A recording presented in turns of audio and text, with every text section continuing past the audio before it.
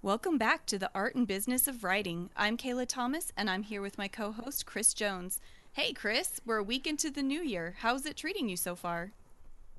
Well, so far the week started off at like 65 degrees with sunshine. I mean, I was like cleaning my house and felt like the spring cleaning rush in January.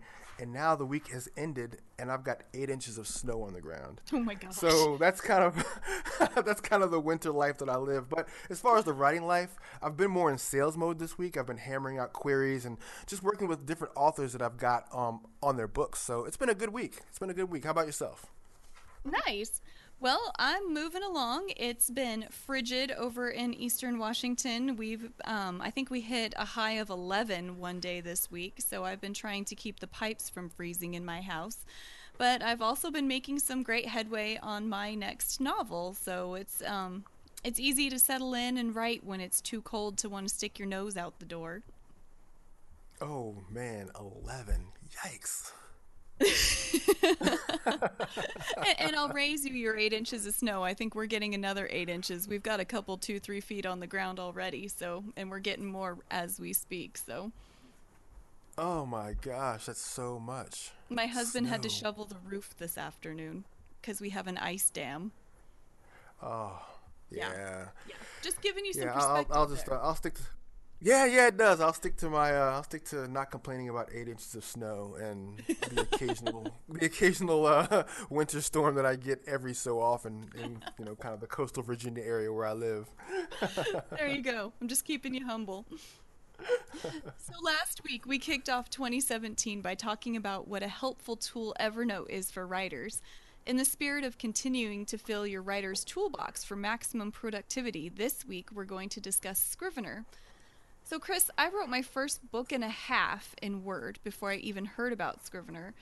I made do, but it was a major pain in the butt. My life totally changed when I downloaded my free Scrivener trial. What about you? Has Scrivener made a difference in your writing work?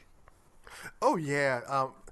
So most of my book I wrote in Word, and each chapter being a separate Word document because I didn't want that long like running document. You know what I mean? Like Oh, yeah. 70,000 words on one document. So I wrote them all in separate pages so that it would be easier for me to go through each chapter. And then when I did NaNoWriMo in 2014 and actually got the book completed, I learned about Scrivener because they offered Scrivener 40% off for people who won at NaNoWriMo. So once I hit my Nice. 40,000, I got the coupon code, got Scrivener 40% off, downloaded the trial, ran it through, and it was amazing. I completely bought into Scrivener. It does wonders for organizing my entire publishing life, not just books, but everything else that I write. If Scrivener, I mean, if Microsoft Word is Old Navy, Scrivener is definitely Banana Republic. That's a great comparison. Oh yeah, it's the daddy when it comes to organizing life as a writer. But Hmm. before we dive in, here's a word from today's sponsor. Hey writers, do you struggle to create a strong writing habit? Let me tell you about an easy to use spreadsheet hundreds of writers have come to depend on. With the Writing and Revision Tracker, you simply enter the amount of words you've written or pages you revised at the end of each day, and it will automatically calculate your daily, weekly, monthly, and annual totals for up to 8 projects. Set monthly goals and watch the colorful graphs grow. To find out more or download your copy, visit Jamie Raintree, that's JamieRaintree.com. Okay, now we're back. So we're talking about why you should be using Scrivener. Let's jump right in, Kayla. All right. So I have to tell you, the formatting power of Scrivener is what initially drew me to it. I don't know, I didn't know how I was going to get my first novel into the required Mobi, excuse me, format to publish on Amazon, and I couldn't afford a formatter. And thanks to some of the great podcasts I was listening to at the time, I heard about Scrivener. And so I downloaded the free trial. And it took some tinkering, but pretty soon I figured out how to do and do the formatting to get it into Mobi, and I haven't looked back since. So Chris, we were just talking about how you've written a book, and I know you used it for that later on. So did you use Scrivener at all for it? You said you wrote it in Word. Did you use it for some of the formatting? I did. I moved everything into Scrivener. Once I discovered Scrivener, and the cool thing, you'd mentioned getting the trial. For people listening, the trial is 30 days, and it's an actual real 30 days, not like a calendar 30 days. So you don't have to rush through the trial. You can actually use it for 30 actual days. So, but once I opened Scrivener and started figuring out how things work in terms of the formatting, I just copied and pasted because I really wasn't versed in like importing in Scrivener. I didn't realize that I could import stuff, so I Right, was right. copying and pasting and copying and pasting, and then I was creating all the global formatting things. But it was something that blew my mind because I realized that I can actually have my entire book laid out in such a way that I didn't have to have all these separate documents because that gets very clunky and it gets crazy because if you need to make a change on a document, you have to remember, well, which document did I change and what word did I move and which document, goes where. So Scrivener allows you to organize all that. It helped me to get my book into a place where I knew where everything was at all times. For sure. And unlike you, I actually wrote my first couple of books all in one Word document, so there was lots of scrolling back and forth and trying to find exactly where I needed to be, and that's very frustrating. And aside from books, you write a lot of articles for various publications. Do you use Scrivener for that? I do. I do. I love using Scrivener as a place to store all of my stuff. So the cool thing about Scrivener is they got this system called binders, and you can create new folders within the binder. And so what I do is when I open up my Scrivener, I call it my writing workbench. And so what I've got a binder or a notebook inside of there for books. I've got a folder for magazines. I've got a folder for online pubs. I've got a folder for curriculum building. I've got one for all the queries I send. I've got one for all the blogs that I post on. I've got one for all the emails that I send out. I've got one where I used to put all of my podcasts scripts into. So each of these folders, then you have subfolders within those, and then you can take and create subfolders. So under my magazine folder, I've got each magazine has its own folder, and then if I hit the down button, then I'll get all the articles that go into those magazines. So every time I write anything, I stick it into Scrivener because then I have all of my content in one place as opposed to I love Dropbox. I use it all the time, but instead of having a folder for each and every magazine that I write for with all the documents in there, everything gets to live in Scrivener. So anytime I write anything, all I have to do is open up Scrivener and all of my writing is housed in one place and saves me so much time, Kayla. Nice. That's so awesome. And that even kind of leads us into talking about the actual writing in Scrivener. So you've kind of talked about how it's your workbench when you're working on things.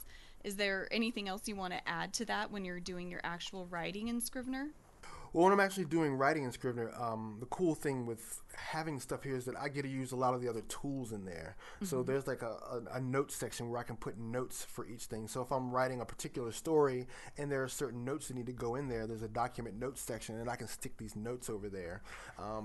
And then, of course, there's the research folder, which I think we're going to talk about a little bit later. But the research Right. folder is where I house a lot of the things that I find. So if I find websites, if I find images that need to go with certain stories that I've taken, or if there are PDFs of things that I need to read through later, or if I need to connect it to my Evernote, something else we'll talk about a little bit further in the show, Mm-hmm. I can do all of that and have all of that stuff housed in there. But one of the coolest things too, for the book writing portion, is that you have the feature of being able to format. And Yeah. so then you can create formatting for all of your chapter headings, all of your chapter numbers, your subheads, transitional paragraphs. You can format like the first line if you're doing that or whatever the case may be. So there's a lot of really good robust features that I've used in Scrivener, and it makes it really easy. So if I need to make changes to any of that stuff, it's all global. It's almost like working with a cascading style sheet on a web page or any other global formatting change tool that you've got. I was kind of slow to adapt actually writing my manuscripts in Scrivener. Like I said earlier, it was the formatting, and you were talking about copying and pasting things in there, and that's what I did too. I slowly and carefully held my breath as I copied each section and pasted it in there and hoped that I didn't screw it up. It was, and I'll talk about the learning curve in a little bit, but it was kind of overwhelming to figure out how to work some of this stuff. But once I did start writing in there and realized the power of, like you were talking about, organizing sections. So for me, writing fiction, organizing scenes and chapters and things, and then being able to go, I need to go back and work here. There's no scrolling around or anything like that. You just go right to the section that you need to be in, and it's awesome. You save a lot of time. And if you decide you want to move a scene or something, it makes sense somewhere else. All you have to do is grab it and drag it into the area that you want it in over in that left hand toolbar, and there's no cutting and pasting and trying to get the pages to line up again. That's something that I had trouble with in Word, of you just suddenly have this big blank empty page in the middle of a manuscript and had to, hit backspace until it went in the back right spot. So that's super nice to be able to move chunks around when you need to. And Oh, I something agree. else I really Yeah, and something else I really like about it is it's really simple to set word count goals and keep track of them. So, like, if you have an article and you know it needs to be X amount of words, or for my novels, I know that I want to land somewhere between 65 and 70,000 words, or something to just give me something to shoot for. You can type that into that little section, and it keeps track of how many words you type each day. It shows you. It's got a great little progress bar that starts you, trying to remember. I think it starts you in the red and it goes gradually orange and you work your way to green, meaning green is the finish line. And I love watching that little guy move as I get closer to my goals. So that's really fun to watch move. It kind of gives you a little bit of visual satisfaction of knowing that you are moving the needle with your daily work. Oh yeah, that's one of the cooler things. Like especially if you're working on a novel, like you said, you can also set it by date, I believe, as well, right? Where you can set the number of days like that you need to have it done. Oh, maybe. As usual, we mentioned in the other ones, you're always way ahead of me in the technology. So I may not have dived that deep into the feature. So you're probably right. Yeah, yeah. I recall, I believe, seeing where you can put a deadline on a particular project. So, like if you're, like you see, if you're doing a nano, you can set the date when it needs to be done, so that you kind of, like you said, the accountability portion of Scrivener gets to kick in and help you reach your goal. Yeah, yeah, that's awesome. Something else I really love about it is that it gives options for how your screen works for your workspace. A lot of people need a really minimalist writing screen with no distractions and just a blank space, and Scrivener has that option. I don't tend to use it because I like the traditional one, and maybe I get a little set in my ways and should play around more. But I like to be able to see my chapter and scene lineup on the left and my inspector on the right, which the inspector is a great feature for um, making notes to yourself or leaving descriptions of what that section is about, which will help you in the pinboard area, which I'll talk about in a second. But I just am always using random little things as I type, so I stay in the regular field. And this feature of the sticky notes I was talking about, it pretty much works like if you were writing in a notebook and you realize you need to go research more. Right now, I'm working with, in the book I'm writing right now, has to deal, there's some NFL stuff in there that I'm trying to figure out. And I realize I don't know something, and so I'll just write a sticky note. If I'm in a notebook, I just slap an actual sticky note going, go back and look this up. Well, in Scrivener, you can do that. There, you just click the little sticky note button, write it for yourself, and it incorporates it into the text. So on the screen, it shows up as a yellow highlight. But if you print it out, it actually inserts it into your text. So when you're editing, you're like, oh, yeah, I needed to go back and work on that. So that's something I like to have easy access to. Or if I need to check on a timeline and make sure that I'm being consistent with something. And also in the inspector, I was talking about writing a summary of a scene or chapter you're working on. It lets you know at a glance if you are in the right section. Like if you know you need to go work on something specific and you can't quite remember if it was in chapter 11 or chapter 13, you can look at that description real quick and go, oh, nope, that wasn't it, and move on to the next one. And using their pinboard view, because they have different views of and ways to look and try to sort through your material, and it's all up to your comfort level. But the pinboard view just looks like an actual bulletin board. It even has a cork board looking background with all these little looks like note cards on it, and it will say chapter 1, chapter 2, chapter 3, and all of those are their own little guy or own little card. And if you have made descriptions, you can scan those real quick and go right into where you want it to be. So that's super handy and easy for navigating your work. Is there anything like Yeah, that I you love the like? corkboard view. The Yeah, no, corkboard I you love use the it? I love the corkboard view because the corkboard view allows me to take quick notes about something. So if I'm working on three stories at one time, but I can't really work on all three dedicated at one time. I'm going to pick one story to work on. So as what I'll do is I'll put a synopsis. Okay, this is what this story is about. This is what this story is about, and this is what this story is about. So it shows up on the corkboard just so I don't forget how I want these stories to go. Because sometimes I've caught myself in times where I'm working on a story and I had an idea for it. I knew which way I wanted to go with the story, but I forget.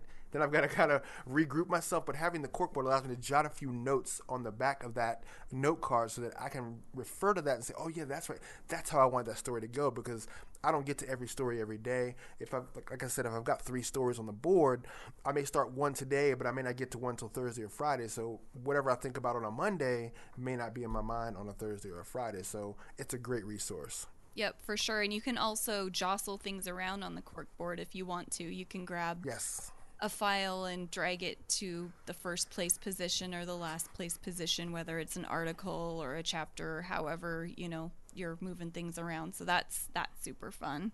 So then there's importing and exporting, which I think we've both talked about how we started working in Word. And I just want to say it's never too late to make the switch to Scrivener. You can do it mid project, you can do it with an old project, because they have this great feature that lets you import pre existing projects into Scrivener. And so I talked about the painful copy and pasting, and you did too. So it was just such a joyful Oh, moment when I realized I could click a couple buttons and it was like, shoop, and it's just in there.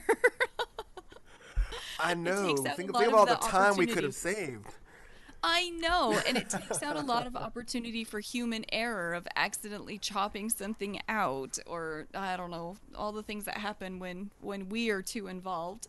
Yeah, no, it's Yeah, true. Or even bad breaks. You take up, you grab too much, and you put it like, oh man, I grabbed part of the next chapter too. So yeah. it just allows you to move it. Yeah. Those moments when your mouse gets a little out of control and things roll a little too fast. So I actually import and export quite a bit still, even though I'm doing my writing in Scrivener. My editor and I have discovered that it doesn't have a great track changes feature yet. I'm hoping that's something that they will add in the near future. But it doesn't work very well for her to go through and work on things and leave notes for me. So actually, I still have to export from Scrivener into Word, which is super easy with its compilation feature. And that lets her go through, my editor go through, and everything she does in there, she does track changes so I can pick and choose, and see her notes and all those things. And so we'll go through our process together in Word. And once we've got that manuscript cleaned up in Word, I import it right back into Scrivener again. And then it's ready to move on to the next phase of publishing the book. And before, that would have Now, been really difficult if I was copying and pasting it. So that makes some pretty quick work for that teamwork project. oh, totally. Now, something our listeners may want to know is once you've exported the document out for your editor and you've got her tracking changes back, you've updated those. Do you need to delete your current manuscript that you already have in there, or does it allow you to So save the fresh on top?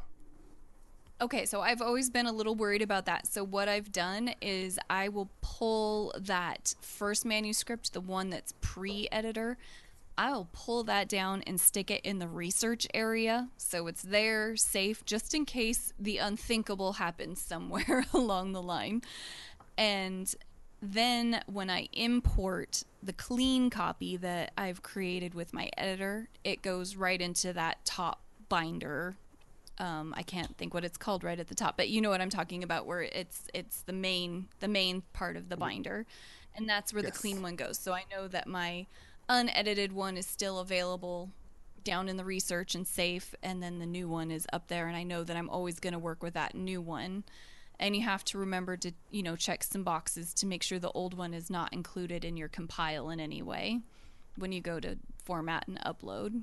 Yeah, and Yeah. that's a Yeah. great way to handle it. Being able to save your old document into the research folder. Again, it's that whole accessibility that gives Scrivener an edge over anything else that you're going to use. Is being able to know that your stuff's all in one place. So moving it from your primary folder into the research folder, so it's always there. Yeah, that is amazing. And that research folder is also necessary. I mean, I know you're going to talk about research a whole bunch more here in a second, but another thing I use the research folder for is to hold my cover image, that so that way when you're exporting it, or formatting to export to upload on Amazon or Kobo or wherever you're going to put your work, you can include your cover art as well. And I found that you have to store that in the research folder as well. How do you use the import and export feature? Do you use it a whole bunch for your articles or anything like that?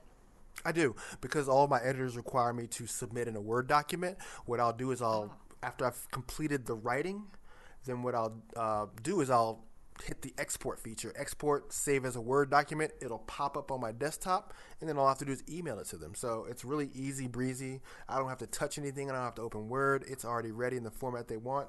I send it back to them, and then my editors kind of do their thing. They bring it back to me in Word. I make their changes. I send the final back in Word, and then what I do is I keep a clean final copy of the article that's going to be published in Scrivener. So I've got the actual clean, edited, published copy always saved in Scrivener. Sounds very similar to my process. So research, we both have to do research for our various work. So for the most part, I keep my research in Evernote, and as we've talked about in our previous episode, you guys should go check that out.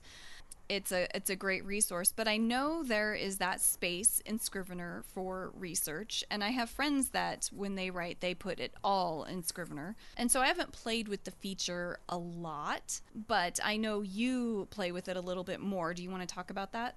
I do, yeah. I love the research folder because it allows me to store any and everything in there. So once again, you're able to keep photo files, video files, web pages, everything right within Scrivener, so you always have access to 100% of your research. You're not going through and careening through different folders or looking in different places. You have everything right there in Scrivener at your fingertips. And so what you need to do, it's really simple. You just go to go to File, Import Files, and then just go in through your hard drive or through your Dropbox, figure out which files are a part of your research, and then it'll pull them right in there for you. It'll sit right inside the research folder. So I love Cool. that aspect about it. Yeah. And then as far as Evernote and integrating Scrivener with Evernote, there's so much you can do with that as well. You can do it by sending over a PDF. So if you go inside of Evernote and go to File, Print, and then send to Scrivener, it'll send it to the research folder as an untitled PDF file. And all you have to do is just change the name of the file, but you'll see the PDF file sitting in your research folder. You have to do nothing else. It'll just send it right there automatically. You can do the same thing with a web page. You find the link, you go to copy, share public link, and that document that's inside of Scrivener then has a web page look, and so it just goes right into the research folder the same way. And then if you want to move it into the research folder, the reference side, because on the right-hand side you've got like a reference panel on Scrivener. You can actually take and put web pages or links there. So what you do is go into the reference view, hit view inspector and references, and then the panel will show up, and all you do is add the link and whatever the title of it is, and then there's a little icon on the far right. You click on that icon, it'll open those web pages for you. So there's so many really cool ways to integrate things into Scrivener so that your research is always there at your fingertips. Whether you like to have your research as a series of links, whether you like to have it as imported web pages or imported audio and video files, or even image files, or if you just want to import and embed full-on pages from Evernote, you can totally do that. Wow. Mind blown. That's all I can say. I knew that it could work with Evernote. I just haven't taken the time to figure it out. So I'm definitely going to have to play with some of this stuff. Yeah, that's the beauty with software, though. I love integration. Whenever I'm thinking about buying any software, I look at how many tools that I currently use does it integrate with. And so, having Scrivener be able to integrate with Word and Evernote are a big plus for me. And having Evernote be able to integrate with Scrivener and Google Docs and Word and it makes your writing ecosystem so much easier to work in. So, speaking of making your writing ecosystem bigger and easier to work in, there is a mobile version of Scrivener, and I bought it and I've played with it a little bit. I haven't been overly thrilled with it. It seems to have kind of some weird saving that you have to do to make sure that it's linking with your mobile device, and it to me it felt like it was making these new files, and I was afraid that I was going to screw up my backup files and not be writing in the right place. There's nothing worse than going to work on something and realizing it wasn't the newest file. So I got a little frustrated and have kind of backed off from it. Have you messed with it much? I have not. I wasn't sure how I'd like to look at Scrivener on my mobile device, like my phone, because I don't have. I mean, I've got the iPhone 6. It doesn't have the biggest screen in the world. I mean, it's Mm-hmm. nice, but it's not like the 6 Plus where it's like a big phablet. So I didn't know that I would like looking at Evernote on a smaller. I mean, not Evernote. Excuse me. I didn't know that I would like looking at Scrivener on such a small screen, or even how the layout would look, because Scrivener has a very distinct layout when it's on the screen of a laptop or a desktop. So I wasn't sure how that layout would translate. I've heard the It's iPad version is very very good. different. Is it? Okay, yeah, because I've Probably. heard the iPad version is very good. I've got a friend who's a screenwriter, and he uses the iPad version and loves it. But the iPad is, again, about the size of a laptop screen pretty much. So it's going to Right. look the same. But yeah, tell me, so you didn't like the way it looked on the iPhone? Well, so I haven't tried it since I got my iPhone 7. Before that, I had tried it on my iPhone 5, which of course is a much smaller screen than the 7. So I need to give it another try and see how it looked. It's very condensed, and I think I probably could learn it. I think the thing that put me off the most about it was the awkward saving procedure to make sure that it syncs up between your computer and the phone and make sure you're working in the right folder. The whole thing just kind of made me nervous and felt a little clunky. Um and that said too, I'm not a huge phone typer. I am not the fastest. I mean, I can bust out a text, but I am not looking to do a whole bunch of typing with my thumbs. So I was like, you know what? I can probably just hold off and scribble in a notebook or something when I'm away from the keyboard and just do actual typing when I was back on my laptop. So once I reached that point, I didn't mess with it a whole lot after that. Yeah, I can understand that, and I think that's where Evernote really gets the nod on that because it's built for that. It's built for smaller platforms. Yes, I agree. I agree. So that's just kind of how I've gotten around it, and because I go back and forth between writing on the computer and in a notebook, I just kind of made a new little technique of copying the last few paragraphs that I wrote in Scrivener and making a note in Evernote, pasting that in there, and then that way I can look on my phone and go, where was I in new territory? And I can open my notebook if I'm waiting in the doctor's office or whatever and start writing it down. So that's kind of how I've decided to deal with it rather than do the mobile version. Yeah, and that's understandable. And so something that I've heard other some people complain about is the learning curve for Scrivener. It can be a little tricky. I tend to just push buttons and see what happens, and I know some folks are a little afraid to do that. And I will admit sometimes that works and sometimes it doesn't. But as I went along, I've discovered that there are some great resources for learning Scrivener in a better way. So after listening to, I can't remember which podcast it was, but Joseph Michael, I believe is the creator's name, came up with a course called Learn Scrivener Fast, and we will have the link to that in the show notes. And it is step by step videos on setting up and getting started. And like most courses, there's different levels of what you can get depending on what you want to pay for. So they start with the very basics of getting going and go clear on to advanced, or what he calls ninja tips and tricks. And there's even, we've talked about it with book writing and article writing, and depending on which package you get, there's even a Scrivener for your blog. So I know there's a lot of people that are pretty strictly bloggers, and Scrivener can be a great tool for that too. So the cool thing that he's done with this is you just open up the menu, and once you've chosen your package, and you can pick what topic you want to watch. So you don't have to watch through hours and hours to get through to the one component that you wanted to learn. So you just like, oh, I want to read how or watch how to connect Evernote and Scrivener together. And you can watch that video and it will explain it to you. And they're pretty brief. Most of them are under 5 minutes, easy to follow. You can pause it and push some buttons and watch some more and push some buttons. I would say that this is probably getting in the Learn Scrivener Fast program is one of the best investments I've made for my business. There's 3 levels, and like we did with the Evernote, I'm just going to tell you real quick how they compare with each other. There's the student level, the rockstar level, and the ninja level. And the student level's the most basic at $127, Rockstar at $197, and Ninja at $297. And there's quite a bit of difference. I won't go into everything, but of the features that they have. So you just kind of, if you go to, we'll have a link to that in the show notes, but you can go look and kind of see what your needs are and where you're at in your Scrivener life right now, and pick the package that's best for you. I went ahead and went with the Ninja package because Scrivener is such a huge part of my business.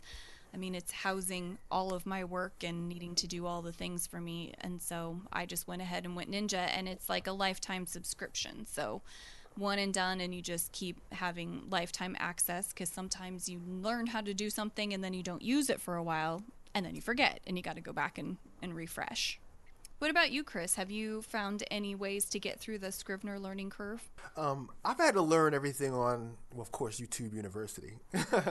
So once I got Scrivener, I watched a lot of the videos because Literature and Latte, the company that created Scrivener, has a lot of their own videos. So I watched all of their videos, and then there's a guy called the Scrivener Coach, so I watched some of his videos too. So there Oh, are a that's lot of Joseph Michael. That's the same guy that made the Learn oh, is it? Scrivener Okay. Fast. Yep, yep. Yeah, so he's got some basic Scrivener videos that you can watch just to get a taste of the tools. But I watched some of his, and then, but the cool thing is that you don't have to pay an exorbitant amount if you just don't have it. If you have the money and you can invest it, then definitely take these courses because you will get a ton out of them. But if you're on a shoestring budget, I would recommend trying Udemy, udemy.com. The show notes, you'll find the link there. And their training is actually very good. I've done training with them. I've done training with Skillshare. A lot of the people that teach their courses are professionals who are in the industry and who use these tools. So jump onto the site, check it out, see if you can find something there if your budget seems to be a lot tighter. And of course, we're in no way affiliates of Udemy. I'm just excited about self-improvement. Right. I think that people should definitely seek to learn the tools that they're going to try out. So whether you jump into the packages that Kayla talked about and really make that investment for the bigger, robust package that helps you really dive deep in, or you can try the Udemy courses. I haven't tried any of those, but I've tried their courses in the past, and they are very good. You get tons of videos and lots of hours of training. Nice. It's good to have options. That's you gotta love the internet. There's something for everyone. Yeah, no, that's the beauty of it all. And I guess we should also say too that we are not well, we're advocates of Scrivener, but we are not associated or affiliated with them in any way. We're just kind of sharing our, what it's done for our businesses. And so one of the things I was going to say is getting Scrivener's easy. It's easy to download off the internet, and it's very affordable at $45 for a piece of software that is as robust as this. $45 is definitely a steal. And we'll have a link to their website. And also the 30-day trial that we mentioned earlier is not just calendar days. It only ticks off a day when you open it. So you can stretch that trial out for a while, which I definitely did before I made the jump to purchasing it. Oh yeah, and $45 by comparison when you have to pay for Word, which is like $99, and of course you Probably don't at get all. least. Yeah, and of course, with Word, you don't get all these robust features. Word does have a lot of No. features that works for it, but not, this was built specifically with writers in mind. It was built with the needs of writers in mind. It was built with all of the things that fiction, nonfiction, script writers, every different type of writer has an option in this.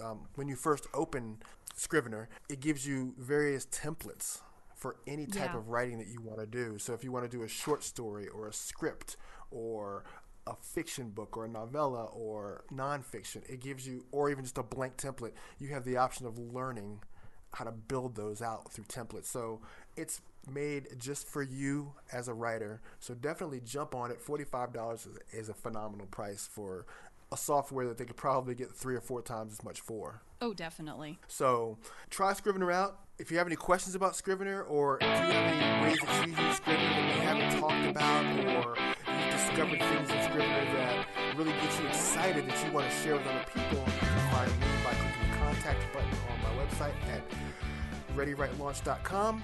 You can also find me on Twitter, Chris Jones Inc. That is my handle. And Kayla, how can they find you? You can reach me at Kayla at KaylaDawnThomas.com and on Twitter at KaylaDawnWrites. And we thank you for joining us again, and happy writing, and we'll see you next week.